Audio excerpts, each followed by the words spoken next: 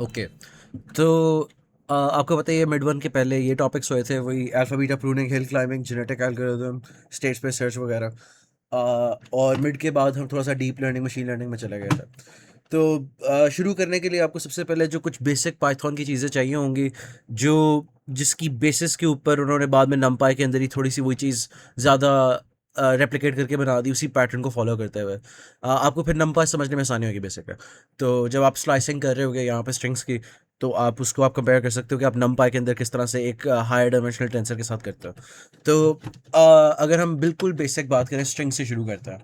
तो अगर आपके पास कोई भी स्ट्रिंग है, A B C D E F G, इस तरह से आपने उसका कोई एक स्पेसिफिक एलिमेंट रेफरेंस करना है तो आप ऐसे कर लोगे ऑब्वियसली। उसके अलावा अगर आपने लाइक पहले वाले को स्किप करना है तो आप ऐसे कर सकते हो, या फिर अगर आपने लास्ट वाले को स्किप करना है तो आप ऐसा कर सकते हो। उसके अलावा अगर आप उल्टा लिखना चाहते हो तो आप इसको स्टेप साइज भी दे सकते हो, -1 का। अगर आपने सीधा ही लेकिन एक स्किप करके करना है तो आप इस तरह से कर लो। तो अभी तो ये इतनी कोई ख़ास बात है नहीं इसमें। लेकिन जब हम लाइक नंपाई वगैरह के ऊपर आएंगे, तो तब आपको जब अरेज के ऊपर करना होगा ना, यूँ अगर आपके पास चलो वो बात जब नंबर की बारी आएगी तब बता दूंगा। खैर, ये आपको आनी चाहिए। उसके अलावा कॉम्प्रहेंशंस हैं। कॉम्प्रहेंशंस बस बेसिक सी चीज़ है, आपकी बस ज़िंदगी थोड़ी सी आसान करती है। वो यही है कि आपने इन लाइन फॉर लूप्स वगैरह अगर डालने हो इस तरह से कि लाइक आई स्क्वायर की आपने रे बनानी है, तो आप यूँ कर सकते हो। उसके अलावा रेंज का फंक्शन है, ठीक है, जो मैंने यहाँ पे यूज़ किया है। आप इसको भी बता सकते हो स्टेप साइज और स्टार्ट एंड वगैरह। अगर एक फ्लैट दोगे वो सीम कर लेगा ज़ीरो से लेके आपने यहाँ तक गिनना है, नॉन इंक्लूसिव। तो अगर हम इसी को थोड़ा सा चेंज कर लें तो मैं 1 से शुरू कर सकता हूँ इसको। तो अब जो है वो पहला वाला कट कट जाएगा। और अगर मैं इसका स्टेप साइज बताना चाहता हूँ तो मैं स्टेप साइज भी दे सकता हूँ। फिर वो हर दूसरा वाला पकड़ेगा। उसके अलावा क्या नाम है अपना, अगर हमने सॉर्ट करना हो तो सॉर्टेड अरे अगर मैं करूँ, तो ये तो वैसे इनकेस इस केस में पहले ही सॉर्टेड थे। लेकिन अगर मैं रिवर्स ऑर्डर में करनी हो तो मैं रिवर्स इक्वल्स ट्रू कर सकता हूँ। अगर मेरे पास कोई हाई लेवल ऑब्जेक्ट है, जैसे कि मेरे पास कोई क्लास है, लेट्स से मेरे पास क्लास है ए, उसके अंदर डेफ इनिट मैं कर लेता हूँ सेल्फ, और मैं इसका ए ले लेता हूँ, कोई एन ले लेता हूँ, कोई नंबर है इसका। ठीक है, तो ये बना देते हैं self dot underscore n equals n. इतनी मैंने एक बेसिक सी क्लास बना ली है। लेट्स से अब मैंने इसके अंदर एक ए टाइप ऑब्जेक्ट बना लिया, और मैं इसको आई गेस एक ए टाइप ऑब्जेक्ट की एरिया बना लेता हूँ। ठीक है, 5 7 इस तरह से। तो अब अगर मैंने इसको सॉर्ट करना होगा ना, तो वो थोड़ा सा पागल हो जाएगा। वो कहेगा कि आपने greater than less than symbol define नहीं किए हुए। तो एक तो इसका हल ये है कि आप डंडर फंक्शन डाल दो, कि लाइक आप जीटी वगैरह खुद डिफाइन कर लो सेल्फ और अदर करके। वो भी एक ऑप्शन है, लेकिन ज़्यादा जो कन्वीनियंट रहती है मेरे ख्याल में ऑप्शन, वो ये है कि आप इसको एक कस्टम की दे सकते हो। तो कस्टम की आप यूँ दे दो, एक फंक्शन दे दो। तो lambda x x dot underscore n. तो अब ये जो है इसको for i in sorted i, अच्छा एक सेकेंड। ओके, तो सॉर्टेड ए, तो ए क्या है इस वक्त?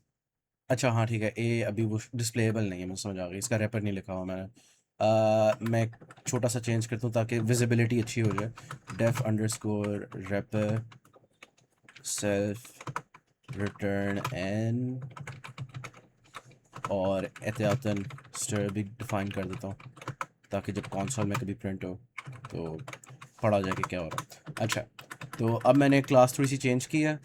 मैं फिर से क्लास के ऑब्जेक्ट्स बना रहा हूँ, और अब मैं इसको अगर सॉर्ट करता हूँ तो रिटर्न नॉन स्ट्रिंग टाइप एंट। अच्छा, तो हाँ मैंने उस स्ट्रिंग की फॉर्म में नहीं किया हुआ, इसलिए वो थोड़ा सा मसला हो गया। इसको मैं स्टर करके टाइप चेंज कर लेता हूँ। तो ये वैसे एक्स्ट्रा चीज़ें, ये डंडर फंक्शंस होते हैं पाइथन में। ऑब्वियसली जो भी चीज़ है, लेन है, इटरेटर्स के अंदर नेक्स्ट है, तो वो सारा अंडर द हुड ये डंडर फंक्शंस यूज़ कर रहा होता है। तो इसकी इतनी भी डिटेल ना पता हो तो कोई मसला नहीं है। मैं बस ये दिखाना चाह रहा था कि अगर हम इस तरह से अब सॉर्ट कर लें इसको, तो ये आप देख सकते हो कि 5 7 10। तो अगर मैं ए को एज इज़ करूँ प्रिंट, तो इस वक्त वो 1057 था। अगर मैं खाली सॉर्टेड ए करूँ, क्योंकि ये ऑब्जेक्ट्स हैं एक्चुअली, तो ये थोड़ा सा मसला करेगा, वो कहेगा आपने ग्रेटर देन वगैरह डिफाइन नहीं किया हुआ। लेकिन अब आप इसको एक कस्टम क्राइटेरिया दे सकते हो की इक्वल्स लैम्डा। ये ज़्यादा यूज़फुल तब होता है अगर आपके पास एक अरे ऑफ ट्यूपल्स है, जिसके अंदर हो सकता है कि A1 करके इस तरह से पड़ा हुआ है एक चीज़, B2, और आपने जो सेकंड वाली चीज़ है उसकी बेसिस पे करना था की इक्वल्स लैम्डा x1, इसकी बेसिस पे यूँ कर सकते हैं। तो ये अच्छी एग्जांपल नहीं थी। लेट्स से मैं इस तरह से कर लेता हूँ, इसको सी कर देता हूँ। तो और अगर ये मैं ज़ीरो करता तो फिर वो बी की बेसिस पहले ले जाता। तो ये कुछ चीज़ें थी। अगर आपको कोई भी चीज़ भूल जाए तो आप हेल्प करके उसका सिंटैक्स देख सकते हो। तो आप यहाँ पे देख सकते हो कि वो एक इटरेबल ले रहा है सॉर्टेड का फंक्शन, साथ की ले रहा है कंपैरेटिव और रिवर्स। और ज़रूरी नहीं है लैम्डा हो, आप इसको एक फंक्शन भी बना सकते हो बाहर। मैं बस इस तरह से कंपैरेटर डिफाइन करने के चक्कर में टाइम ज़ाया नहीं कर रहा था, मैं बस इनलाइन फंक्शन डिफाइन कर रहा था। अच्छा, उसके बाद है सम, मिन और मैक्स। ये सेल्फ एक्सप्लेनेटरी हैं। तो अगर मैंने करना हो सम ऑफ 1 2 3, तो ये मुझे उसका सम दे देगा। उसके अलावा मैक्स भी दे देगा, मिन भी दे देगा, सेल्फ एक्सप्लेनेटरी। इसी तरह से एब्सोल्यूट है और राउंड है। उसके अलावा इन्यूमरेट और जिप। तो इन्यूमरेट हम कभी कभी इस्तेमाल कर लेते होते हैं। लेट्स से कि आपके पास यूं कुछ चीज़ें हैं, आपके पास लेट्स से दो अरेज हैं, एक आपके पास है अरे ए और एक आपके पास है अरे बी, ठीक है। और इन दोनों की ना फॉर सम रीज़न कोई 1 to 1 कॉरेस्पॉन्डेंस है, ठीक है। समझ सकते हो कि लाइक A0 के अगेंस्ट B0 की वैल्यू आती है। ये आपके साथ तब होगा जब आप X और Y के अंदर काम कर रहे होगे, तो X0 की एक चीज़ Y0 के साथ कॉरेस्पॉन्ड करती है। तो अगर मैं बहुत एक अरे का नाम बहुत लंबा लिखा हुआ है, लेट्स से एक की जगह मैंने इसका लिखा हुआ है A सिंबल, ठीक है। तो अब मेरे पास दो अरेज हैं ए और ए सिंबल्स, और ये दोनों आपस में कॉरिलेटेड है। तो मैं for I in range lane of A symbols या ए करके इस तरह से कर सकता हूँ, एक गंदा सा तरीका, इसमें मज़ा नहीं आता। तो इन्होंने बस ये कर दिया कि इन एन्यूमरेट ए सिंबल्स। अब ये आपको एक डिक्ट रिटर्न करेगा, तो आप उसको के वी कर सकते हो। आ, और आप फिर इसको इस तरह से कर लो कि क्या नाम है अपना, प्रिंट के, प्रिंट वी, और उसके अगेंस्ट आप कर सकते हो ए के। तो अगर आप अब ये करो तो आपके सामने कि जो 1 to 1 कॉरेस्पॉन्डेंस थी वो अभी भी मेंटेन हो रही है। अब बस मुझे सिंटैक्स में थोड़ी सी आसानी होगी। ये बस लाइक एक माइक्रो ऑप्टिमाइजेशन, इतना फ़र्क नहीं पड़ता।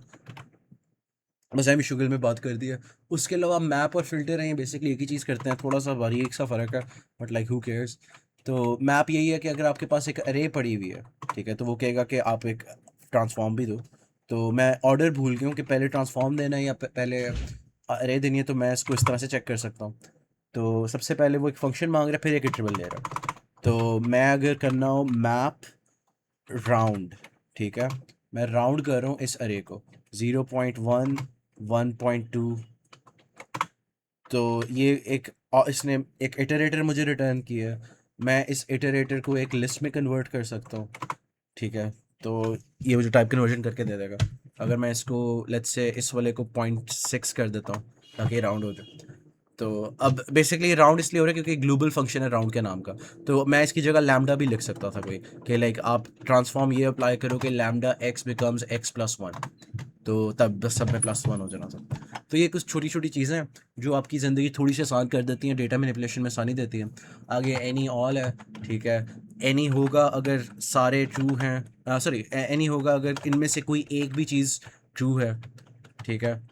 आ, तो ये ट्रू दे देगा। लेकिन ऑल जो है वो सिर्फ तब ट्रू देगा जब सारी चीज़ें ट्रू हैं, तो ऑल इसके ऊपर ट्रू दे देगा, इस तरह से। अब ये कुछ बेसिक पाइथन हो गई है।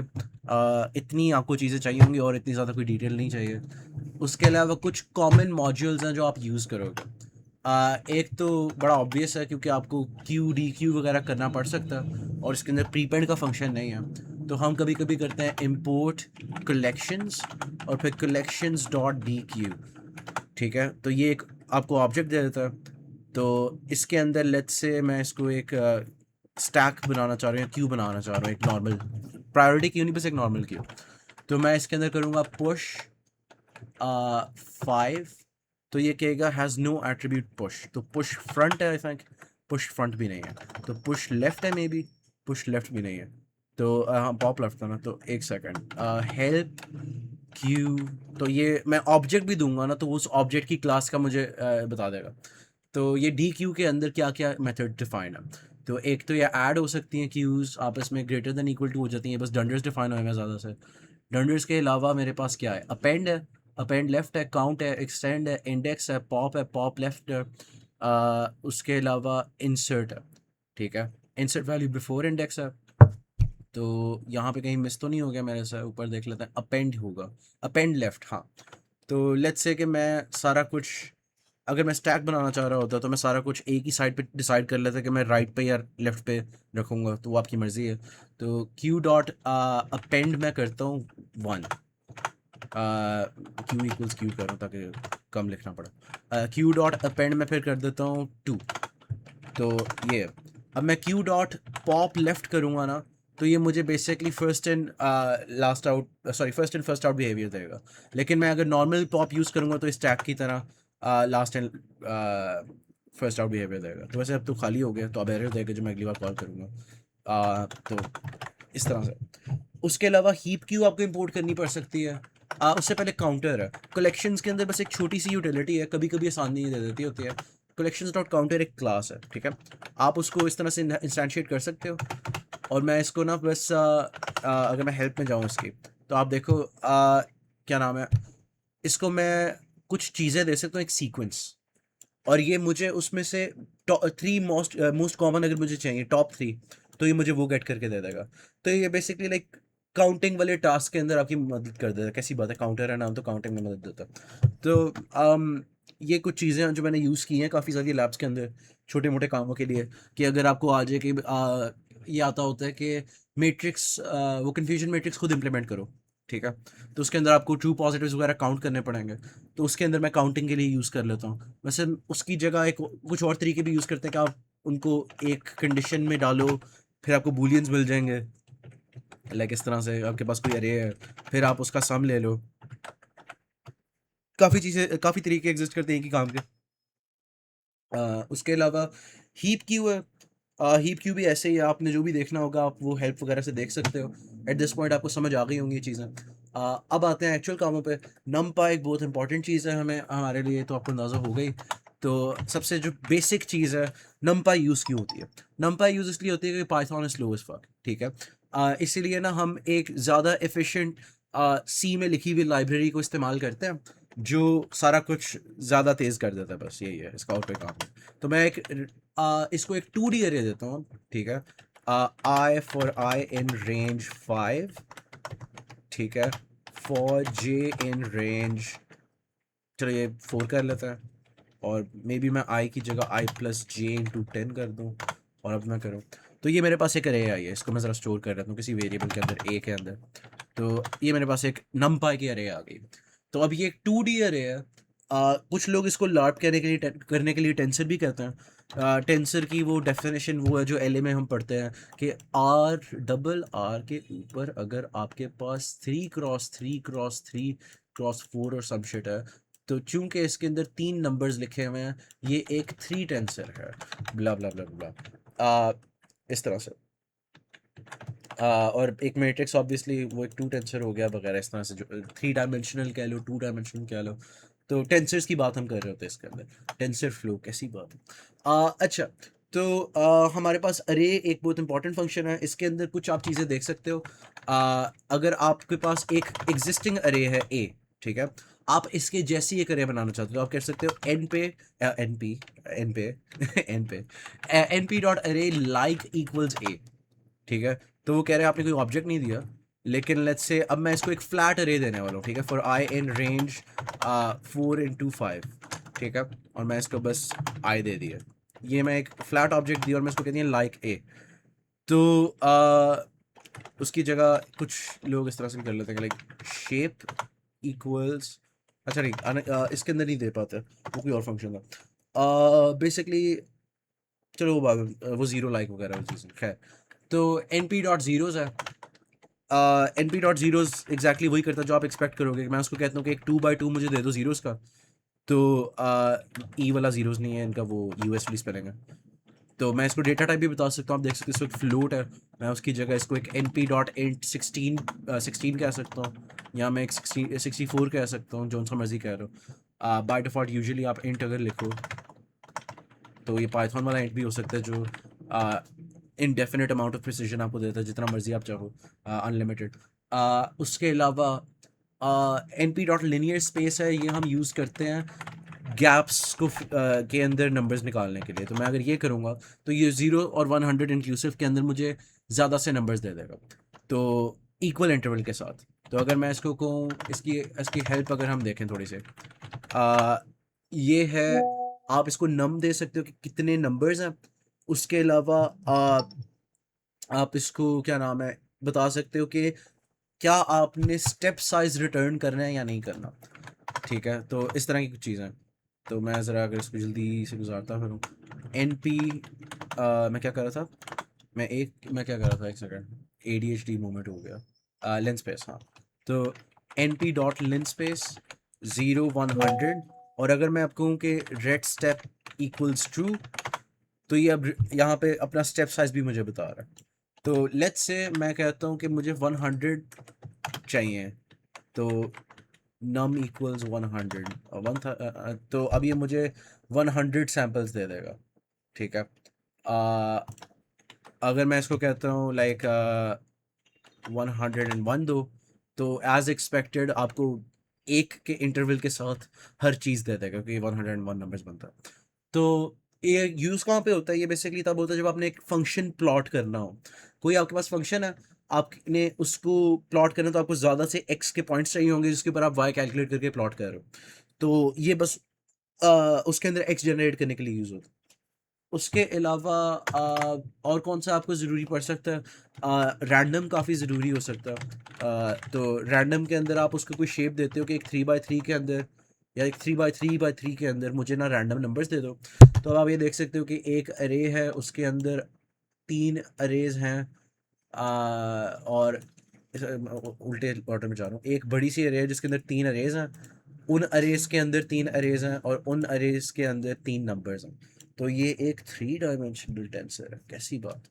अच्छा, लार्पिंग हो गई, आगे चलता है। तो ये मुख्तलिफ तरीके थे इनिशलाइजेशन के। उसके अलावा आप कभी कभी अगर बहुत ही दिल कर रहा है तो आप रैंड इंट भी यूज़ कर सकते हो। उसके अंदर आपको बताना पड़ता है कि किस साइज़ से लेके किस साइज़ तक, तो मैं 0 से 5 तक कह सकता हूँ, और मैं अपनी शेप बता सकता हूँ कि लाइक 1/2 चाहिए मुझे, या फिर मैं एक 3/2 ले लेता हूँ। तो ये मुझे 0 से 5 की रेंज के अंदर दे देगा। 5 नॉन इंक्लूसिव है। तो अगर मैं 5 भी चाहता हूँ इंक्लूड हो, तो मुझे +1 करना पड़ेगा। तो इस बार तो नहीं मिला, let's keep rolling the dice. तो ये अच्छा, रैंडम इनिशियलाइजेशन आपको पता ही है काफ़ी जगह करनी पड़ जाती है, तो ये उसके लिए था।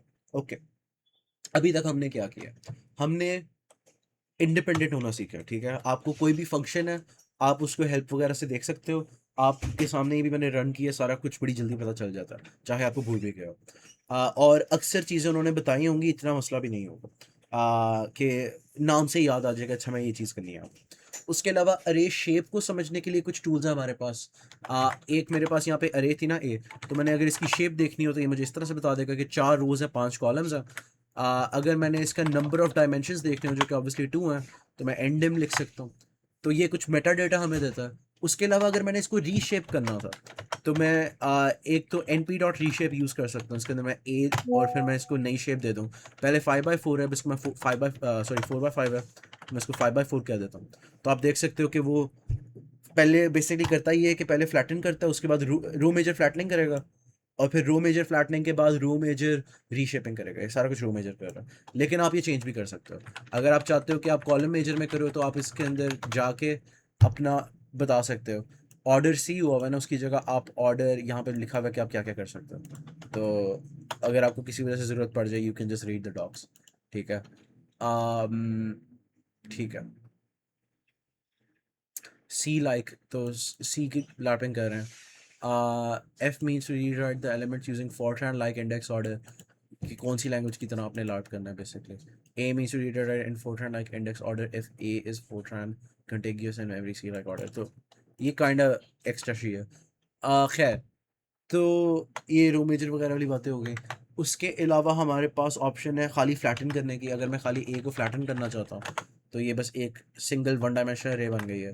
उसके अलावा मैं ए डॉट टी कर सकता हूँ, तो ये ट्रांसपोज मुझे दे देता है, ठीक है। या ए डॉट मैं ट्रांसपोज पूरा भी लिख सकता हूँ, लेकिन क्यों लिखूंगा, सीधा कैपिटल टी डालो, बात खत्म है। ये भी इसकी एक प्रॉपर्टी है। अब आप काफ़ी बार टर्म सुनोगे एक्सीज की, ठीक है। तो एक्सेस क्या होता है? एक्सेस होता है इसका बड़ा सिंपल एक्सप्लेनेशन है कि आपके पास कोई भी टेंसर है ना, वो एक अरे होगी, ठीक है।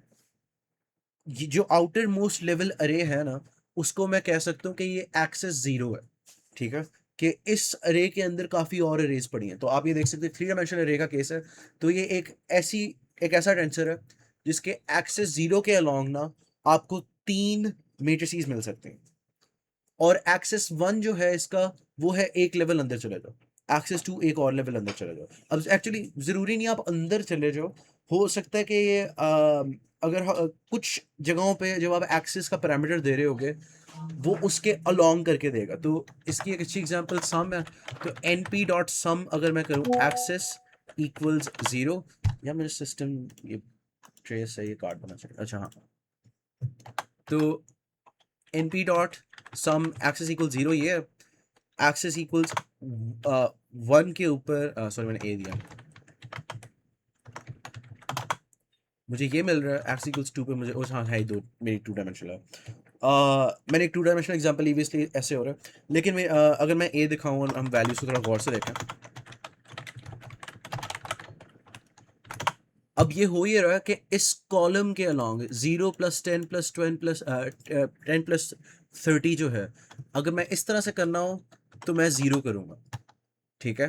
कि मैं आउटर मोस्ट मोस्ट अरे के रिलेटिव मैं मूव किस अरे को करूँ बेसिकली। मैं पॉइंटर्स अगर हैं, पॉइंटर्स को देखो, तो पॉइंटर की जंप का साइज किस लेवल ऑफ नेस्टिंग के रिलेटिव बात हो रही है, ठीक है।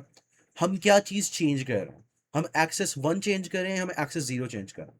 बकाया एक्सिस सेम रहेंगे और उसके अंदर उसके लॉन्ग सम होगा बेसिकली, ठीक है। तो इस तरह से एक और एग्जांपल आगे दे, अच्छा हाँ, वो आगे आएंगे बाद में। फिलहाल ये ज़्यादा ज़रूरी है।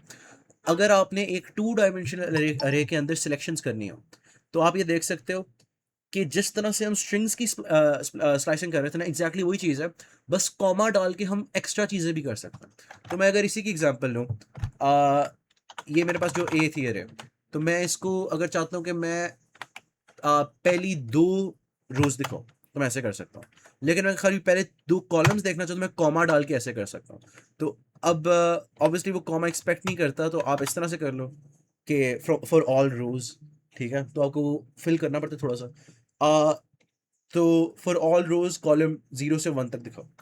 अब मैं चाहूँ ना तो मैं कॉलम 1 से शुरू होके स्टेप साइज का इसका 2 लगा दूँ। तो मैं अब अगर मैं अब आपको ए साथ दिखाऊँ फॉर रेफरेंस, तो आप देख सकते हो कि एक बार ये वाला कॉलम ले लिया 111 वाला, उसके बाद इसने ये 313 वाला ले लिया, तो जंप भी डाल दिया इसने कि ये अब एक छोड़ के जा रहा है। स्टेप साइज भी आप दे सकते हो, और आप दोनों साइडों पे स्टेप साइज दे सकते हो। तो आप मुख्तलिफ तरीक़ों से इस तरह की सिलेक्शंस अपने किसी भी पैटर्न में करनी हो तो आप आराम से कर सकते हो। ये होगी बात। उसके अलावा कुछ और कॉमन चीज़ें हैं। आपको कभी कभी प्रोडक्ट लेना पड़ सकता है, तो A@A.T अगर मैं करूँ, तो ये मैंने उसको उसके ट्रांसपोज के साथ मैंने मैट्रिक्स मल्टीप्लिकेशन कर दिया, ठीक है। तो अगर मैं इसका उल्टा करूँ तो इसकी डायमेंशंस अब 5 बाय 5 हो जाएंगे। हाँ, तो ये सिंपल मैट्रिक्स मल्टीप्लिकेशंस है। आप ये ऐट का जो ऑपरेटर है, ये स्पेसिफिकली नंपाई के लिए है, ये लिस्ट के ऊपर नहीं काम करता। तो उसकी जगह आप कभी कभी कुछ लोग ये भी यूज़ कर लेते हैं, ठीक है। तो उसके अंदर शेप का आपको देखना होगा कि एक 4 बाय 5 के साथ नहीं हो सकता, तो इसलिए मैं 5 बाय 4 मैं ये वो बेसिक जो मैटमल के रूल्स होते हैं, उसके एलियस भी है मैटमल वगैरह। तो ये कुछ चीज़ें हैं। उसके अलावा एक और चीज़ है सिलेक्शन। तो अगर मैंने एक सेट ऑफ क्राइटेरिया है और उनके अगेंस्ट मुख्तलिफ ऑप्शंस हैं जो हो सकती हैं, तो इसके लिए ये रूल है कि आप np dot select a mod 2 double equal 0 जैसे है ये बेसिकली। अच्छा देखो, अगर मेरे पास ये अरे है ना a, मैं ये कहता हूँ a mod 2, तो आप ये देखो हर किसी के ऊपर इंडिविजुअली लग रहा है कि ये डिविजिबल है या नहीं। तो इसी तरह से मैं अगर a स्क्वायर कर दूं तो ये हर किसी के ऊपर इंडिविजुअली लग जाएगा। इसी तरह से मैं np डॉट स्क्वायर रूट भी कर सकता हूँ, काफ़ी सारी चीज़ें। तो मैं इससे अगर कभी भी कोई कंडीशन बनाऊँ ना, लाइक a इक्वल्स a वगैरह, या a इक्वल्स क्या नाम है, नॉट का क्या सिंबल होता था, वो होता था टिल्डा। हाँ, तो हाँ, अगर आपने इन्वर्स करना हो तो आप यूँ भी कर सकते हो। उसके अलावा कुछ है, ये बस इसके अंदर उसने मोस्ट सिग्निफिकेंट नंबर में बिट फ्लिप की है। नंबर्स के अंदर थोड़ा वियर्ड है, यूजुअली बूलियंस के लिए यूज होता है नॉट। अच्छा खैर, a mod 2 इक्वल 0, ये मेरे पास एक एक्सप्रेशन है, कंडीशन है। तो ये कंडीशन हर किसी के लिए वैल्यूएट होगी, और अगर मैं चाहूँ कि ये नॉट हो जाए तो ये नॉट भी हो जाएगा। सही, इस तरह से। ओके, अब इस चीज़ को मैं इस्तेमाल इस तरह से कर सकता हूँ कि मेरे पास एक कंडीशंस की रे आ सकती है। एक कंडीशन मेरी हो सकती है a mod 3 इक्वल्स 0, एक हो सकती है a mod 3 इक्वल्स 1, एक हो सकती है a mod 3 इक्वल्स 2। ठीक है, और हो सकता है कि मैं इन कंडीशंस की बेसिस के ऊपर डिफरेंट वैल्यूज देना चाहता हूँ। ठीक है, तो हो सकता है कि अगर डिविजिबल बाय 3 है तो मैं कहूँगा लाइक 3 विजिबल और सम शिट। ठीक है, और इसके ऊपर मैं कुछ और दे दूंगा, इसके ऊपर मैं कुछ और दे दूंगा। ठीक है, तो अब मैं एन पी डॉट सेलेक्ट अगर करूंगा ना कंडीशंस और वैल्यूज,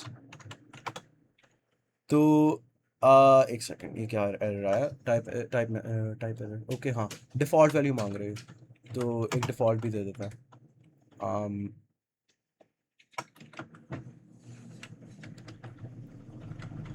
ये क्या हुआ, अच्छा खैर मैं खुद ही कर सकता हूँ। N P dot select help देख लेते हैं पहले। No retype exists with the given inputs, एक सेकंड कुछ और कह रहे हैं। कंडीशन लिस्ट, चॉइस लिस्ट और डिफ़ॉल्ट। तो पहले कंडीशंस आनी है, उसके बाद वो आना है। तो मेरी यूसेज इसकी होनी चाहिए n P dot select conditions, उसके अलावा वैल्यूज़, और डिफ़ॉल्ट में दे सकता हूँ कोई एम्प्टी स्ट्रिंग। तो वो डिफ़ॉल्ट का मसला था, वो डिफ़ॉल्ट भी कभी कभी मांगता है। तो अब आप ये देख सकते हो कि मैंने वैल्यूज़ थोड़ी गंदी लिखी थी, मैं उसको थोड़ा सिंप्लीफाई कर देता हूँ। वैल्यूज़ इक्वल्स टी ओ, ए भी सही है ब्रो। ठीक है, अब मैं अगर करूँ तो जो डिविजिबल बाय 3 थे उनको टी मिल गया। तो ये आप तब यूज़ करोगे जब आपने कोई डेटा मैनिपुलेशन करनी होगी आपके पास। ये मैंने यूज़ किया था बेसिकली एक कॉलम की बेसिस के ऊपर दूसरे कॉलम की वैल्यूज़ इन्फर करने के लिए, एक पैंडास के डेटा फ्रेम के अंदर। ये मैंने 2-3 लैब मैंने उसमें यूज़ किया हुआ। तो इसकी ये एप्लीकेशन हो सकती है।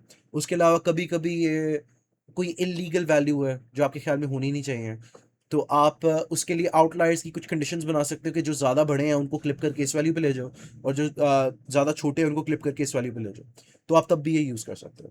वेयर भी इसी तरह से है, लेकिन अगर आपको सिलेक्ट आता है आपको वेयर की ज़रूरत नहीं पड़ेगी क्योंकि उसके अलावा पैंडास है।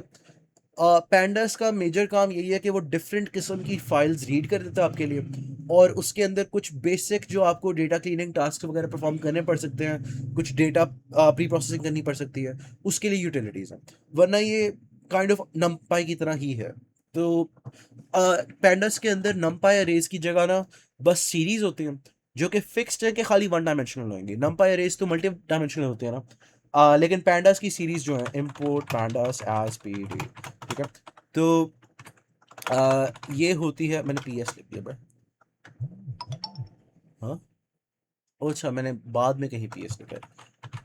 अच्छा, पी डी डॉट सीरीज। ठीक है, मैं इसको एक सीरीज दे सकता हूँ। ठीक है, तो इसके अंदर आप लेफ्ट साइड पे देख रहे हो, इसको इंडेक्स कहते हैं। ठीक है, तो अगर मैं कुछ रैंडम एस डेटा लिखता हूँ यहाँ पे, ठीक है, तो ये लेफ्ट वाली चीज़ हार्ड कोडेड है। तो अगर मैंने वो चेंज करनी हो तो मेरा ख्याल है इंडेक्स इक्वल्स होता है। अगर मैं इंडेक्स इक्वल्स ट्राई करूँ, हाँ इंडेक्स इक्वल्स ही होता है। अच्छा, तो मैं उसको दे सकता हूँ ए, बी और सी। तो अब मैंने इसकी जो प्राइमरी की है ना, बेसिकली मैंने वो चेंज कर दिया। तो आप लोग सारे डेटाबेस पढ़ते हो, आपको पता ही होगा मैं क्या कहना चाह रहा हूँ। तो अगर मैंने अब किसी स्पेसिफिक को रेफर करना है सीरीज़ के अंदर, तो मैं अब इस वाली सीरीज़ के अंदर मैं ए डाल दूँ तो ये मुझे पहला वाला दे देगा। ठीक है, मुझे बस ये सीरीज़ एक वेरिएबल में डाल देना चाहिए। अच्छा, एस इक्वल्स ये लो, ठीक है, और ये स्लाइसिंग वगैरह हम बाद में करेंगे। एस, ठीक है, तो एस ज़ीरो अब मैं करूँगा ना एरर आ जाएगा। तो ओके, इस केस के अंदर उसने वार्निंग दी है, रहने दी। तो आप इसकी जगह S dot I lock use कर सकते हो। पता नहीं इसके अंदर आई लॉक होता है या खाली डेटा फ्रेम में होता है। एंड नॉन इंटीजर, ओह हाँ मैं रिटार्डेड हूँ, यहाँ पे इंटीजर आएगा। ठीक है, अगर आप अगर आपने खुद नेम्ड इंडिसेस दे दिए हैं, जो कि बहुत नीश चीज़ है, ये पता नहीं क्यों हमारे क्विज में आई थी, बट लाइक ये कोई यूज़ नहीं करता, मेरा नहीं ख्याल, मैंने कभी यूज़ नहीं होता देखा किसी जगह पे। कि आप इन इंडिसेस को नेम कर दो, यूजुअली आप पंगे नहीं करोगे ऐसे। आप बस इसको अगर सीरीज़ खुद कभी बना भी रहे हो ना, आप बस इस तरह से बना दोगे तो कोई मसला नहीं होगा। तो आप एस डॉट एस ज़ीरो कर सकोगे इस तरह से, और इसके अंदर भी वही सारी चीज़ें हैं स्लाइसिंग के लिए। तो अच्छा, उसके अलावा डेटा फ्रेम क्या होता है? डेटा फ्रेम बस दो सीरीज को एज स्टैक किया होता है। अच्छा, जहां तक एज स्टैक की बात है, ये एज स्टैक ये होता है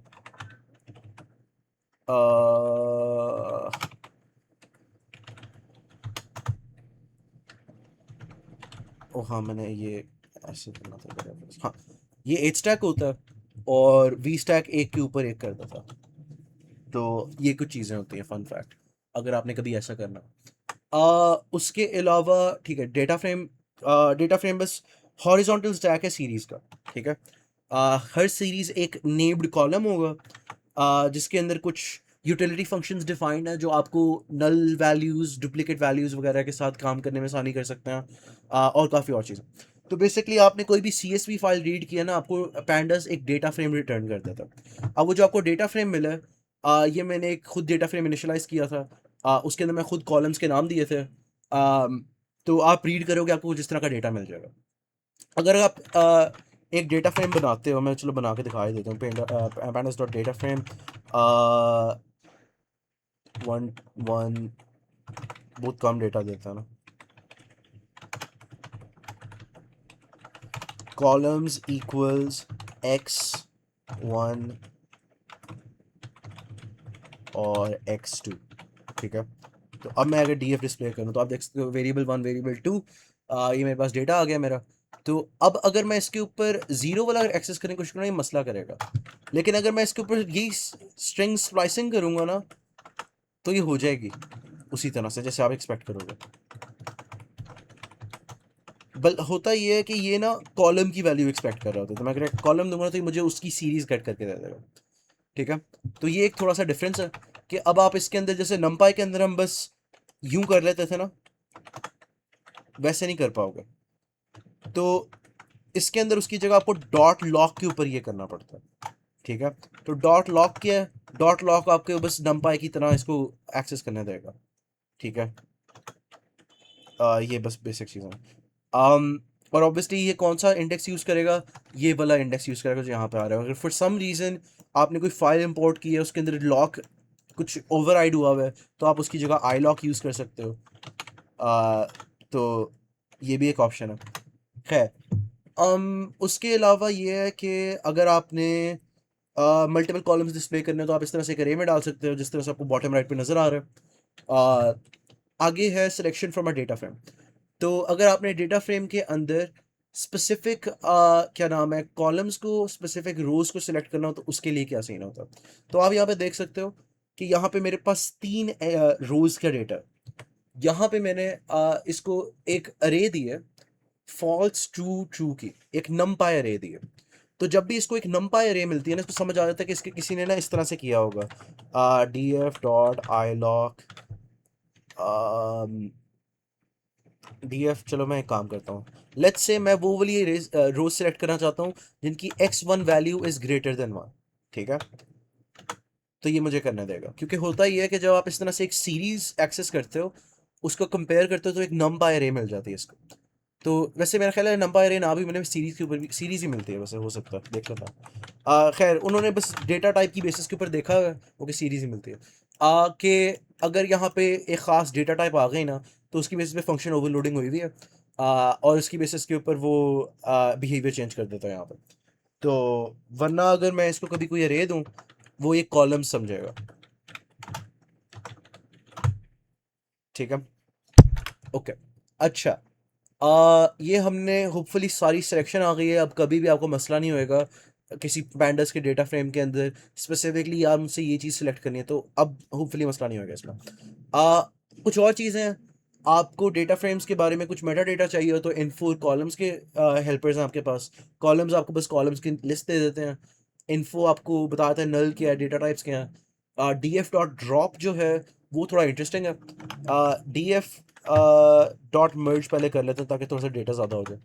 तो या कॉन्कैट कर लेता। Okay, P D dot concat होगा। तो हाँ, कॉन्कैट खाली सीरीज पे होता है आई थिंक, इस तरह से। व्हाट द हेली, ओ मैंने ये वाला बंद नहीं किया था। अच्छा, concat takes one position in argument. Okay हाँ, इन दोनों को एरिया में डालना होगा। अच्छा, तो आप सीरीज हो आपके पास तो आप कॉन्कैट कर सकते हो। बेहतर तरीका है कि आप मर्ज कर लो, वरना वो आप देख ही सकते हो इंडिसेस थोड़े फक हो जाते हैं वरना। तो पैंडस का नहीं है फंक्शन, ये एक सीरीज़ का या एक डेटा फ्रेम का फंक्शन है। तो मैंने ब्रैकेट्स सही से क्लोज नहीं की। Series object has no attribute merge, data frame पे ही होता है खाली। ओके हाँ, दो डेटा फ्रेम्स आपने मर्ज करने हो लेट्स से इस तरह से, तो यूनियन भी होता है वगैरह इस तरह की चीज़ें। खैर यूनियन इंटरसेक्शन वगैरह ये चीज़ें इसमें। अब उसके अलावा आपके पास क्या आता है, डी एफ डॉट अप्लाई है जो कि एलिमेंट के ऊपर कोई फंक्शन अप्लाई कर देगा। तो अगर मेरे पास ये डेटा फ्रेम है, मैं चाहता हूँ सारा कुछ माइनस हो जाए, तो मैं कर सकता हूँ D F dot apply lambda x minus x return कर दो इसके लिए। तो ये मुझे आप जो भी फंक्शन दोगे वो अप्लाई कर देगा। तो ज़्यादा हाँ, डी एफ डॉट ड्रॉप की मैं बात करने वाला था, डी एफ डॉट ड्रॉप। तो डी एफ डॉट ड्रॉप जो है उसके अंदर आप एक नंपाई रे दे सकते हो। अगर आपने इस तरह से करना है कि d f x one greater than one, ठीक है।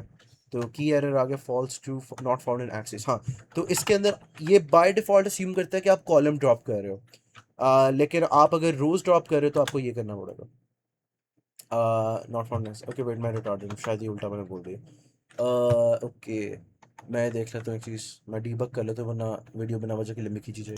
ओके हाँ, मैंने वो दो चीज़ें मिक्स कर दी थी। बेसिकली आप डी एफ डॉट ड्रॉप की जहाँ तक बात है ना, ड्रॉप यूजुअली आप कॉलम्स के ऊपर ही करोगे, या फिर अगर आप कर रहे हो ना रोज़ के ऊपर, तो आप अच्छा देखो बेसिकली उन्होंने दिखाया हुआ कि ए बी सी डी है। इन्होंने कहा बी और डी वाले कॉलम ख़त्म करने हैं, तो एक्सेस इक्वल्स वन बी से बाय डिफ़ॉल्ट भी एक्सेस इक्वल्स वन होता है। लेकिन अगर आपने कोई रोज़ डिलीट करनी है ना, आपको ये इंडेक्स बताना पड़ेगा। जो मैं कह रहा था उसका मुझे याद आ गया कि वो किस तरह से करना था, मैंने थोड़ा सा देखा। वो है D f x one greater than one. तो ये जो है, अब मैं इसको डी एफ इक्वल्स कर दूंगा, तो ये बेसिकली इफेक्टिवली वही चीज़ है। ठीक है, तो ये रिमूवल हम इस तरह से भी कर सकते हैं। अब हाँ ठीक है। अच्छा, ये बातें हो गई। सिलेक्शन भी आ गई है हमें। ये आगे मैंने वही डाली हुई थी अपनी स्लाइड में एग्जांपल, तो मुझे उससे याद आया कि मैं ये कहना चाह रहा था यहाँ पे। मैंने दो बातें मिक्स कर दी थी। खैर, तो नंपायर ये की बेसिस के ऊपर आप कंडीशनल देख सकते हो। ओके, ये बात हो गई डॉट ड्रॉप डॉट मर्ज। कॉनकैट भी हो गया, अप्लाई भी होगा। तो ये एक और अप्लाई की एग्जांपल है कि अगर मैं स्क्वायर करना चाह रहा हूँ और अगेन लैम्डा की जगह आप बस एक फंक्शन ले रहे हो। चाहे आप एक लैम्डा फंक्शन दे दो, आप एक डेफ से डिफाइन हुआ फंक्शन दे दो, आप एक ग्लोबल फंक्शन दे दो, कोई भी मसला नहीं है। तो मैंने एक ग्लोबल फंक्शन का नाम दे दिया कि खुद ही अप्लाई कर दो, तो वो एब्सोल्यूट वैल्यू दे रहा है। इस तरह से उसके अलावा कुछ और कॉमन डेटा क्लीनिंग के लिए जो चीज़ें हैं वो है इज़ ना एन ए। ये इज़ नल का बस एक एलियस है, बस ज़्यादा सिंपल है लिखने में। नल की जगह एन ए लिख दो। इसी तरह से नॉट एन ए है, इसका नॉट नल अल्टरनेटिव भी है। ये सारे एन ए वालों की जगह आप नल लिख सकते हो। तो ड्रॉप एन ए जो है वो उन रोज को ड्रॉप कर देता है या कॉलम्स को ड्रॉप कर देता है जिसके अंदर नल्स हैं। तो इसके अंदर भी आपको एक्सेस स्पेसिफाई करना पड़ता है। ये डेटा क्लीनिंग वगैरह के अंदर जब आप नल्स को हैंडल करते हैं उसके लिए बस। इस तरह डुप्लीकेट्स के लिए डुप्लीकेटेड रोज आपको दिखा देते हैं कौन से हैं। डी एफ डॉट डुप्लीकेटेड जो है वो आपको बताएगा कौन कौन सी डुप्लीकेटेड है। मैं अगर अपने वाले पे रन करूँ, ये जो हम एग्जांपल लेके चल रहे हैं कब की, डी एफ तो ये है ना, हाँ, डी एफ डॉट डुप्लीकेटेड, तो ये सारी फॉल्स कहेगा कि इनमें से कोई भी डुप्लीकेटेड नहीं है। लेकिन अगर मैं इसी के अंदर अपेंड कर दूँ कोई यू, ठीक है, तो अंडरस्कोर अपेंड, अच्छा नहीं, इसके अंदर ऐड है, क्या है, हेल्प डेटा फ्रेम। मैं पेपर में यही करता रह जाऊंगा। अच्छा खैर, um, यहाँ पे फंक्शन डिफाइन होंगे, क्या कहाँ गया,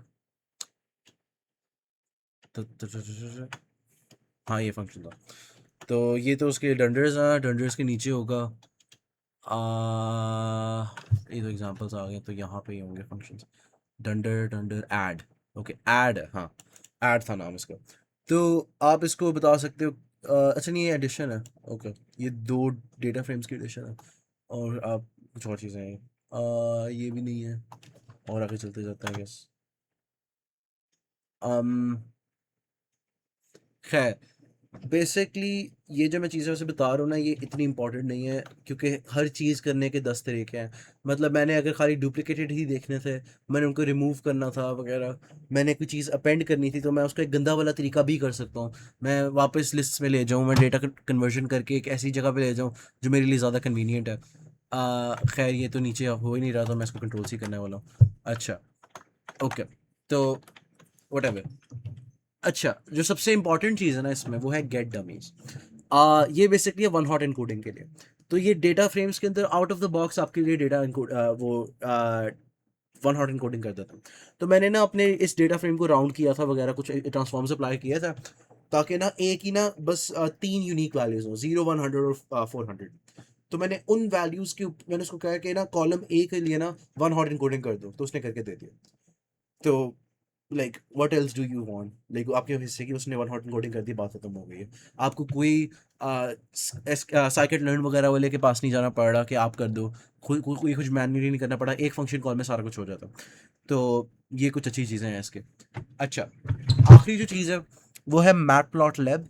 मैट प्लॉट लिब जो है उसके मेजर यही है, P L T dot plot, P L T dot scatter. कुछ एक्स्ट्रा चीज़ें हैं कि अगर आपको कभी आपको बार चार्ट या पाई चार्ट करना पड़े तो डॉट पाई, डॉट बार, डॉट हिस्टोग्राम के लिए डॉट हिस्ट, बॉक्स प्लॉट भी है, आई क्यू आर वगैरह वाले जो बॉक्सेस होते हैं जो प्रॉब्लम पड़ता है। उसके अलावा एक्स एक्सेस को लेबल करना, तो आप वो भी स्पेसिफाई कर सकते हो कि एक्सेस का लेबल क्या है। वाई का भी बता सकते हो। इस तरह की काफ़ी ज़्यादा फंक्शंस हैं। एंड पे आपने प्लॉट डॉट शो लिखना है तो वो डिस्प्ले कर देगा। तो मैट प्लॉट लिब वैसे बेसिकली यही है, और इसके अंदर कुछ इतना खास है नहीं। लैब 3 जो थी उसके अंदर ये चीज़ें 3 इंट्रोड्यूस करवाई हुई थी, कि नमपाई कैसे यूज़ करते हैं, क्या नाम है, पैंडस कैसे यूज़ करते हैं, और ये जो आखिरी बात है ये मैट प्लॉट लैब।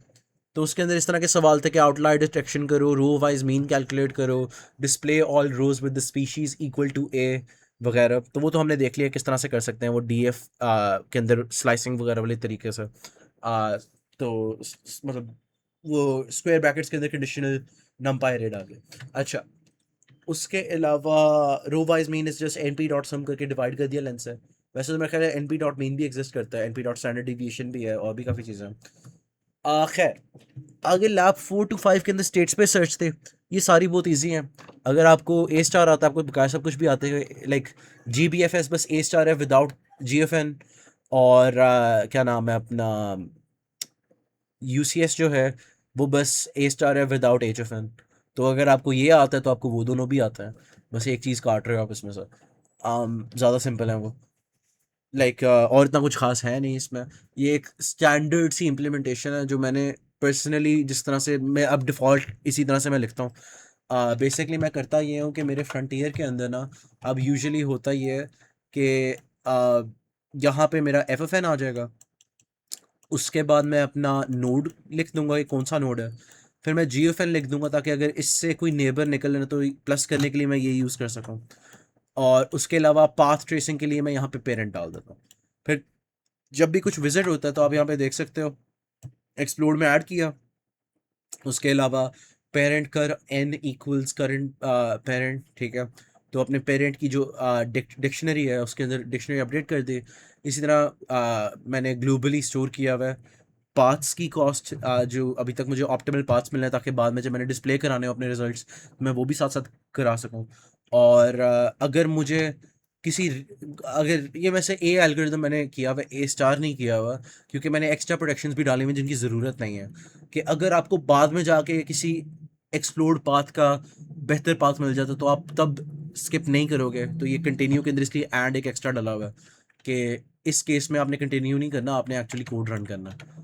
तो अगर आपको बेहतर बेहतर पाथ मिल जाए तो उसके लिए ये मज़ीद अपडेट करने के लिए। तो ये कुछ मैंने थोड़ी एक्स्ट्रा चीज़ें की हुई हैं, बट लाइक होपफुली आपको समझ आ गई होगी कि आपने सबसे पहले एक लूप, आपने अपने डेटा स्ट्रक्चर्स इनिशियलाइज करने हैं। आपने फ्रंटियर जब तक एम्प्टी नहीं होता लूप चलाना है। पहली एलिमेंट पॉप करनी है, चेक करना है कि अर्ली एग्जिट है या नहीं है। अगर अर्ली एग्जिट तो आप लूप अगला आगे चलाते हो, अगली चीज़ पॉप करते हो।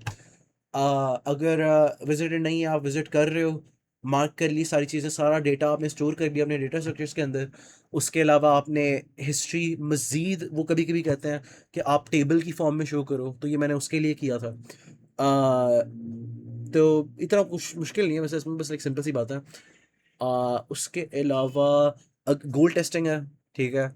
अगर गोल टेस्टिंग हो रही है तो बस एक क्यूट सी फॉर्म में रिटर्न कर दो कि ये पाथ मिला है मुझे ऑप्टिमल, ये कॉस्ट है ऑप्टिमल, और ये हिस्ट्री है पूरी मेरी, ठीक है। आ, और इन सब के अलावा जो जनरल केस है वो ये है कि आप अपने सारे नेबर्स देखो नोड के, और वो बस हीप में पुश करते जाओ अपडेटेड चीज़ के साथ। तो आप देख सकते हो current G plus weight of the edge plus heuristic of the neighbour जिस पे जा रहे हो, फिर वो नेबर जिसके ऊपर आप जा रहे हो।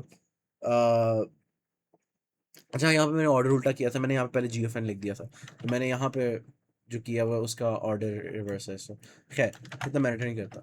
अच्छा, तो अगर आपको ये आता है, आपको सारा कुछ आता है शेष वर्षन में, ठीक है। आगे चलता है अल्फ़ा बीटा और हिल क्लाइंबिंग।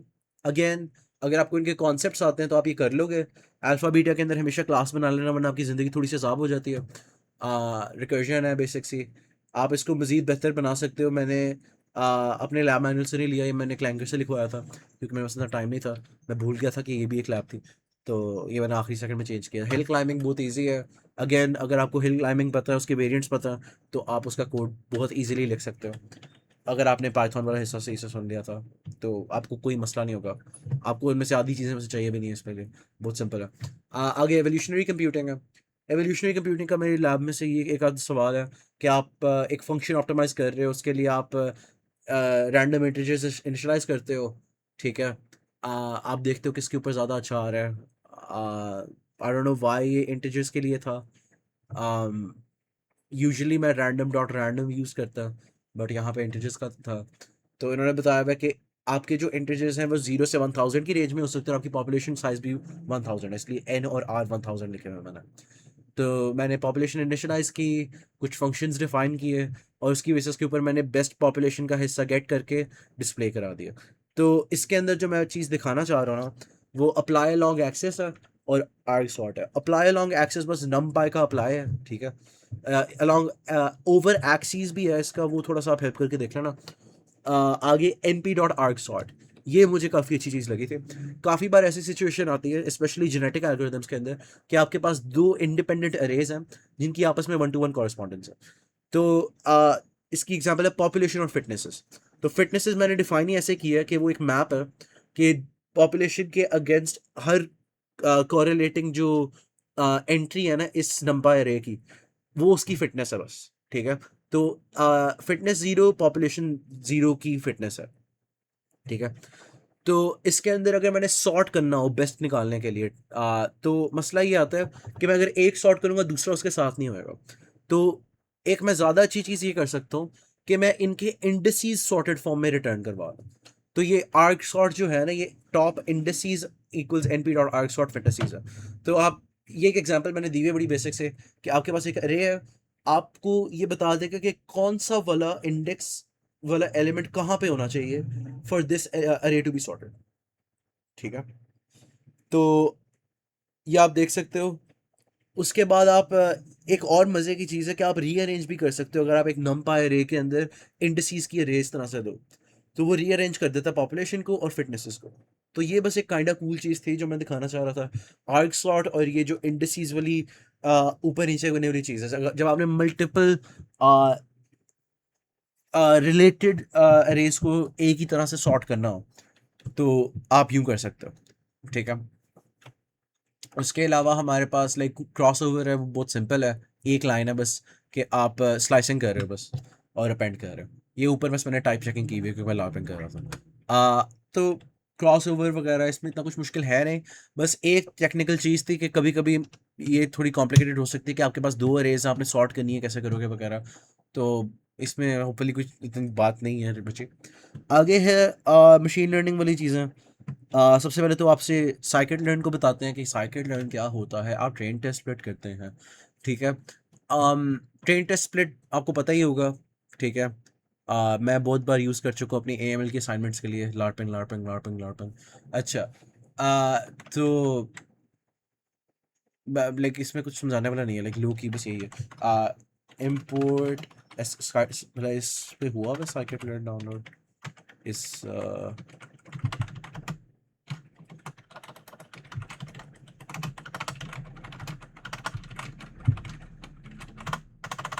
वो हुआ हुआ गोटेड यार। अच्छा, वो इम्पोर्ट हो रहा है जब तक। ट्रेन टेस्ट स्प्लिट अगर मैंने करना हो फॉर आई इन रेंज 10, तो मैं इसको आई थिंक टेस्ट साइज होता है 0.2 करके आप बता सकते हो। हाँ, तो ये रैंडम ऑर्डर में आपको 20% डेटा टेस्ट में डाल देगा, 20% आपको ट्रेन में डाल देगा। अगर मैं 0.3 करता हूँ वगैरह, अगर मैं इसके अंदर स्टेबिलिटी चाहता हूँ तो इसलिए कुछ लोग रैंडम स्टेट 42 करते होते हैं ताकि हर बार एक ही आंसर मिले जब मैं रन करूँ। तो वो जो रैंडम सीड है बस वो चेंज हो रहा है। अच्छा, अब साइकिट लर्न के अंदर काफ़ी ज़्यादा सब मॉड्यूल्स हैं, कोई लाइक 50 लग रहे थे मुझे, पता नहीं कितने, बहुत ज़्यादा था। लेकिन हमारे रेलिवेंट खाली ये 4-5 हैं। मॉडल सिलेक्शन, उसमें से हमने यूजुअली खाली एक ही फंक्शन यूज़ करना होगा, ट्रेन टेस्ट स्प्लिट का। उसके अलावा प्री प्रोसेसिंग है, स्टैंडर्ड स्केलर और मिनी मैक्स स्केलर। तो स्टैंडर्ड स्केलर बेसिकली जी स्कोर है और mini max scalar range based compression है। तो वो यूँ करता है लाइक मैक्स माइनस मिन डिवाइडेड बाय रेंज। तो ये जो है ये मुझे 0 से 1 के बीच में एक नंबर दे देगा, ठीक है। और उसके बाद क्या नाम है अपना, हाँ, एक सेकेंड, हाँ, ठीक है। अब मैं अपनी डिज़ायर्ड रेंज को बता सकता हूँ कि मैं चाहता हूँ कि एन में ले जाओ, तो 0 से लेके N तक ले जाएगा, नॉन इंक्लूसिव राइट साइड को। तो ये यूं कर देगा। वैसे इंक्लूसिव भी हो सकता है।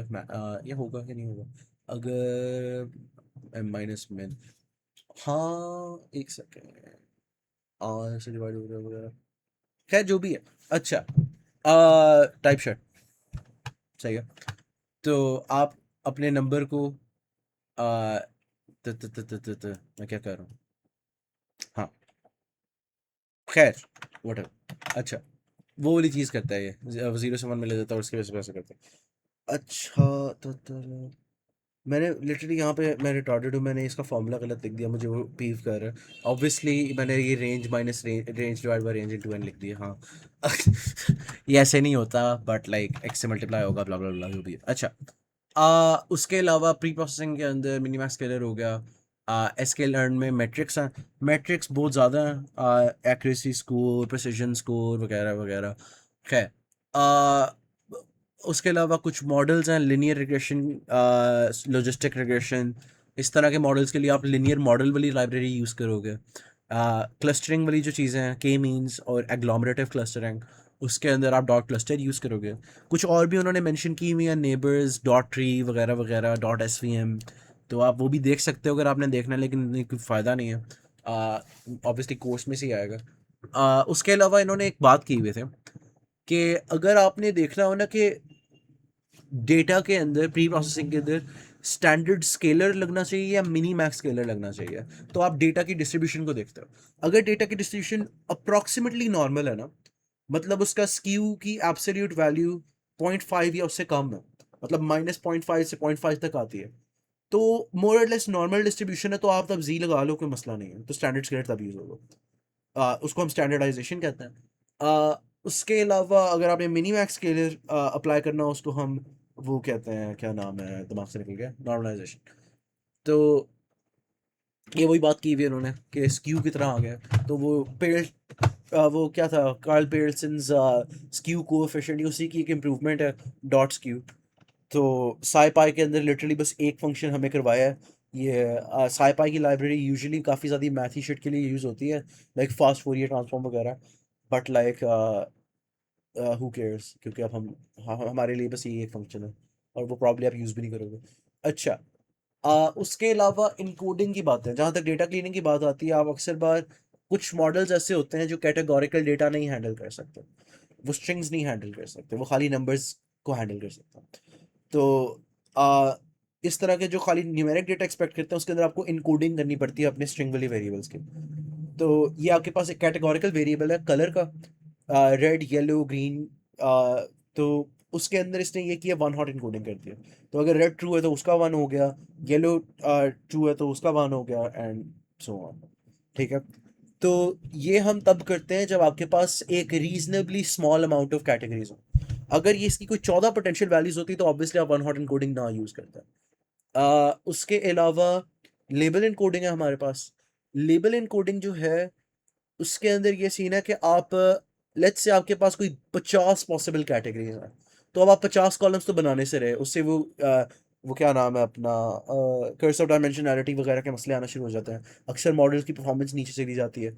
तो हम इसीलिए कभी कभी कॉम्प्रोमाइज़ के तौर पे लेबल इनकोडिंग कर लेते हैं। अब इसमें मसला ही मेजरली यही आता है कि वो फिर इसको मैग्नीट्यूड समझते हैं, और समझते हैं कि लाइक ब्लू थोड़ा ज़्यादा है और रेड थोड़ा कम है, और अगर कोई चीज़ 3 और 2 होती तो वो कहता ब्लू जो है वो पर्पल के करीब है, क्योंकि पर्पल 3 है और ब्लू 2 है, तो रेड और पर्पल का डिस्टेंस ब्लू से ज़्यादा है वगैरह। तो इस तरह की बातें करना शुरू हो जाता है, जो कि डेटा सेट पे डिपेंड करती हैं। तो अगर आपके पास एक एक्चुअल हायरार्की है ना, तो उसको हम कहते हैं ऑर्डिनल कोडिंग, जिसके अंदर बस आप उस ऑर्डर के लिहाज से इसको लेबल्स देते हो। वरना ये बस लाइक बाइनरी जो इनकोडिंग है, ये वो है कि आप एक नंबर की फॉर्म में बस रिप्रेजेंट कर रहे हो। ठीक है। तो ये दोनों वेरी सिमिलर। साइकिट लर्न के अंदर प्री प्रोसेसिंग के अंदर आप ये देख सकते हो, आपको ये भी मिल जाएगा और ये भी मिल जाएगा। इन्होंने गेट डमीज यूज़ किया हुआ है, लेकिन इसके अंदर भी obviously one hot encoding use कर एग्जिस्ट करता है।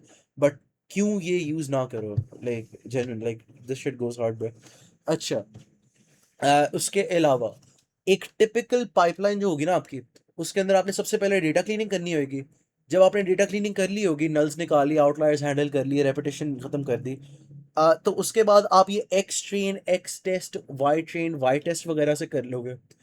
तो आप इसके क्या नाम है, मैंने मॉडसेल का एलियस दिया हुआ है साइकिट डॉट मॉडल सिलेक्शन को। उसमें से आप ट्रेन टेस्ट स्प्लिट लोगे, आप अपनी अरेज दोगे, आप उसको फिर कहोगे कि इतना टेस्ट साइज रखना है, रैंडम स्टेट दी, ब्ला ब्ला ब्ला ब्ला। ठीक है। उसके बाद स्केलिंग अगर आपने करनी है, तो फिर यूजुअली हम ज़्यादातर स्टैंडर्ड्स के लिए ही यूज़ कर रहे होते हैं। लेकिन वही वाली बात है, बेहतर तरीका ये है कि आप उस क्यू वगैरह देखो कि क्या यहाँ पे नॉर्मल डिस्ट्रीब्यूशन है भी या नहीं, वरना ये आप एक फॉल्स असम्पशन के ऊपर चल रहे होगे। अब इसके अंदर ये बात थी कि ये जो ट्रांसफॉर्म्स हैं, फिट ट्रांसफॉर्म, ट्रांसफॉर्म वगैरह, ये क्या है। तो साइकिट लर्न के अंदर काफ़ी चीज़ें इस तरह की हैं जो खुद ट्रेन होती हैं किसी चीज़ के ऊपर, और उस चीज़ को ट्रांसफॉर्म भी कर देती हैं। तो आप इसको अलग-अलग भी कर सकते थे कि आप एक लाइन में डॉट फिट करते, डॉट फिट एक्सट्रेंड, और एक लाइन में डॉट ट्रांसफॉर्म एक्सट्रेंड करते। ये बस उन दो लाइनों को एक लाइन में लिखने का तरीका है कि डॉट फिट एंड ट्रांसफॉर्म एक्सट्रेंड, ये उसका बस एक फंक्शन है। फिर अनसीन डेटा जो आपके पास आता है, आप उसको बस उस मीन और वेरिएंस की बेसिस के ऊपर उसका जी स्कोर लेते हो। ठीक है, जो आपका ट्रेनिंग सेट का था। तो इसलिए हम कह रहे हैं कि फिट हो रहा है, क्योंकि जो पैरामीटर्स हैं वो मीन और वो हैं आपकी नॉर्मल डिस्ट्रीब्यूशन के स्टैंडर्ड डिविएशन। ठीक है। उसके अलावा ट्रेनिंग और टेस्टिंग है। ये काफ़ी स्ट्रेट फॉरवर्ड है। डॉट फिट कॉल करना वो खुद ही ट्रेन हो जाएगा। डॉट प्रोडक्ट कॉल करना है वो खुद ही आपको बता देगा, आंसर इसका देगा। अब आपके पास प्रोडिक्शंस हैं, आपके पास ग्राउंड ट्रूथ्स हैं, तो आपने एस के डॉट मैट्रिक्स के अंदर से काफ़ी फंक्शंस हैं। प्रिसिजन स्कोर, रिकॉल स्कोर, उसके अलावा कभी कभी आप कन्फ्यूजन मैट्रिक्स डिस्प्ले कराते हो, कभी कभी आप F1 स्कोर करते हो। F1 बेहतर होते हैं इम्बैलेंस डेटा सेट्स वगैरह के लिए, ये हमें बातें पता है। तो ये एक टिपिकल पाइपलाइन है इन सिंपल मॉडल्स के साथ, ठीक है। अब आगे इन्होंने फॉर्मेलिटी पूरी की हुई है क्लस्टरिंग की। तो क्लस्टरिंग के अंदर ये बस एल्बो मेथड देख लो एक बार, ये scikit learn dot clusters dot के मीन्स इन्होंने यूज़ किया हुआ है। और ये बस इतना ही है, जिस तरह से आप एक्सपेक्ट करोगे डॉट फिट के ऊपर ट्रेन हो गया। ये इस ऑब्वियसली ये एक अनसुपरवाइज्ड लर्निंग एल्गोरिदम है, इसके अंदर कोई वाई नहीं होता। बस आपके पास डेटा होता है और आप खुद ही उसकी बेसिस के ऊपर कर लेते हो सिमिलैरिटी वगैरह। तो इन्होंने डॉट फिट किया है। और उसके बाद इनर्शिया जो है, इनर्शिया इसके अंदर एक हिडन वेरिएबल के अंदर खुद ही पड़ा हुआ है। इनर्शिया बेसिकली वही होता है within cluster sum of squares usually, ठीक है। तो इसने वो within cluster sum of squares रख लिया और उसने अपनी हिस्ट्री वाली अरे में डाल दिया। फिर उसने उस हिस्ट्री वाली अरे को प्लॉट किया और कहा देखो यार मैंने डिफरेंट केस के लिए रन किया है, ये मेरे पास within cluster sum of squares आया है। तो एल्बो नज़र आ रही है मुझे 3 के ऊपर, तो मुझे 3 चूज़ करना चाहिए। इस तरह से, ठीक है। अच्छा, अब इतनी बातें हो गई और आगे एग्लोमरेटिव क्लस्टरिंग का एक बोनस क्वेश्चन था। मैंने तो ये लैब की नहीं थी, मैं अपने प्रोजेक्ट्स पे काम कर रहा था। बट लाइक ये भी वही एपीआई है, सारा कुछ स्टैंडर्डाइज्ड है। कुछ देखना है तो हेल्प करके देख लो कि क्या आर्ग्यूमेंट्स हैं, नंबर ऑफ क्लस्टर्स वगैरह वो मांग रहा है, इस तरह की चीज़ें हैं।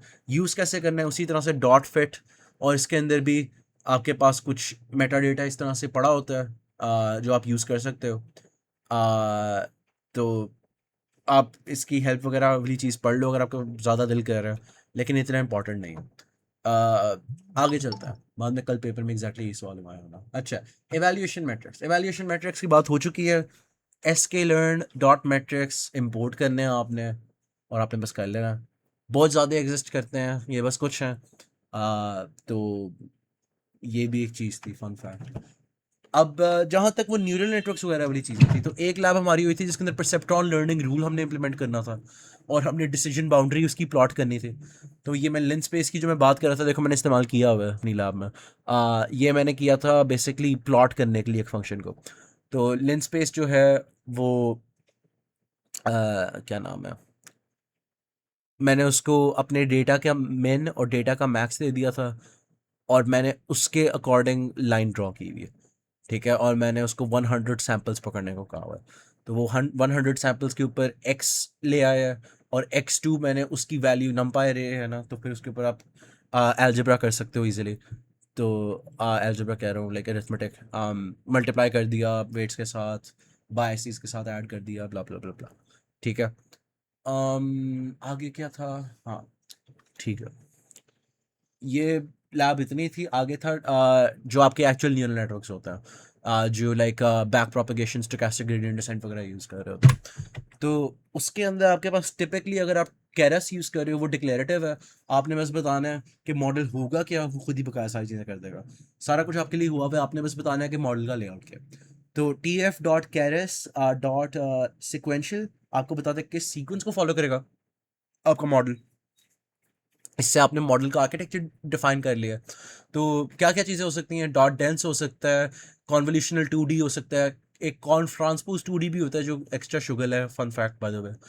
वो up sampling with zero insertion plus convolution होती है, ब्ला ब्ला ब्ला। उसके अलावा मैक्स पूलिंग है, रीस्केलिंग भी आप कर सकते हो। आप बता सकते हो किस चीज़ के अकॉर्डिंग रीस्केलिंग कर रहे हो, के नियरेस्ट नेबर्स रीस्केलिंग कर रहे हो, या लीनियर इंटरपोलेशन कर रहे हो, या क्यूबिक इंटरपोलेशन कर रहे हो, क्या कर रहे हो। आ, तो या आप इमेज रीसाइजिंग कर सकते हो इनपुट के लेने के बाद, ठीक है। प्री प्रोसेसिंग थोड़ी सी इधर ही कर ली बेसिकली। उसके बाद आप क्या नाम है अपना, हम्म, आप मॉडल कंपाइल करते हो, ठीक है। मॉडल कंपाइल करते हो, इसके अंदर बेसिकली आपने बताना है कि मॉडल किस चीज़ पे एवेल्यूएट होएगा। मॉडल एवेल्यूएट होएगा किस लॉस फंक्शन की बेसिस के ऊपर।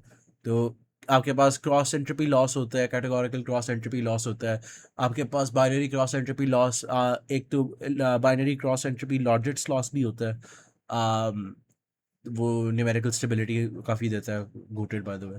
उसके अलावा ऑप्टिमाइजर्स हैं कुछ, एडम, आरएमएस प्रॉप वगैरह, तो आप वो भी बता सकते हो। यूजुअली आप इसको एडम ही रखना। ज़्यादा दिल करे तो मे बी एस ट्राई कर लेना। खैर, उसके अलावा जब आपने ये सारा कुछ कर लिया तो आपने बस मॉडल अब फिट कॉल करना।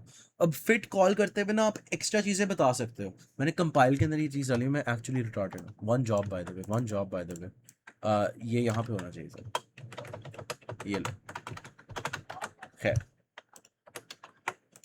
हाँ, तो मॉडल डॉट फिट के वक्त आप इसको अर्ली स्टॉपिंग वगैरह भी बता सकते हो कि आपने अगर आप 5 ग्रेडियंट अपडेशंस देख चुके हो और वैलिडेशन लॉस इज स्टैग्नेंट, या फिर बल्कि वो और बुरा होता जा रहा है, तो उस केस के अंदर आप कहोगे भाई बस, वरना अब हम ओवरफिटिंग की तरफ जा रहे हैं।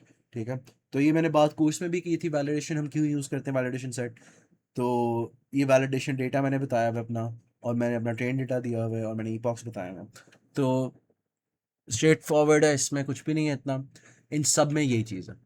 ओके, अब मैंने एक चीज़ सुनी थी कि एक्चुअली हमें सारी लैब्स की केरस पे कराई है, लेकिन पेपर में पाईटॉर्च यूज़ करना होगा। ये मेरा एक डेटा साइंस का दोस्त बता रहा था, मैंने और कहीं से नहीं सुना। अगर होगा सबके साथ ही होएगा, but I doubt it honestly. Like अगर होगा भी ना तो उस वक्त आई गेस फ्लो में हेल्प कॉल करके देखते रहेंगे, योलो टाइप से।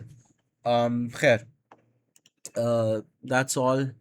ओ माय गॉड, लैब की वीडियो घंटे की बन गया, आई शुड किल माई